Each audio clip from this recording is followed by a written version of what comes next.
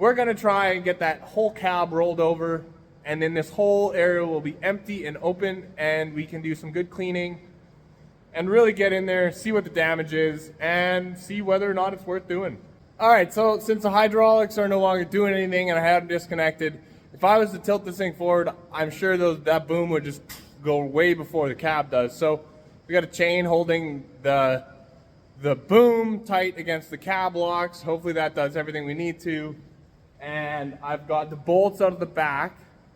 Now I undo that back front bolt right there and loosen the other one, and then I'm gonna get the bucket from the Kubota and I'm just gonna try and tip it forwards. And I really don't think there's gonna be anything I need to worry about, and if there is, I'm just gonna cut it with a grinder because it's all screwed up anyways from the fire.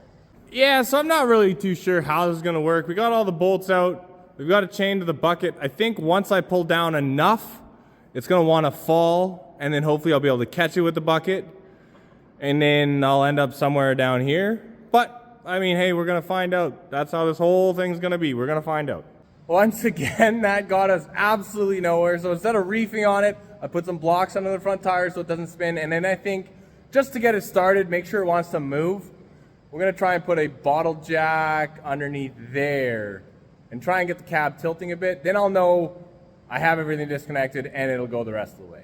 It's moving pretty good now with the bottle jack under here. We might do some blocking and jacking actually instead of using the tractor. We'll see how it happens. But I need to disconnect the parking brake linkage. So far, that's the first thing I've found. All right, well, that is super cool and extremely convenient. This is all open now. We can do some really good cleaning and inspecting and come up with exactly what we have to do or what the game plan will be.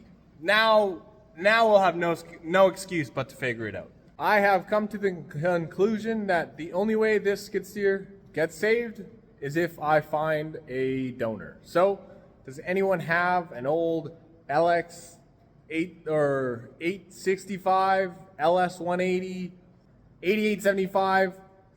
If you have one in a bush somewhere that blew a chain case or the engine is toast or whatever that you parked and it's done, I'm looking to buy it.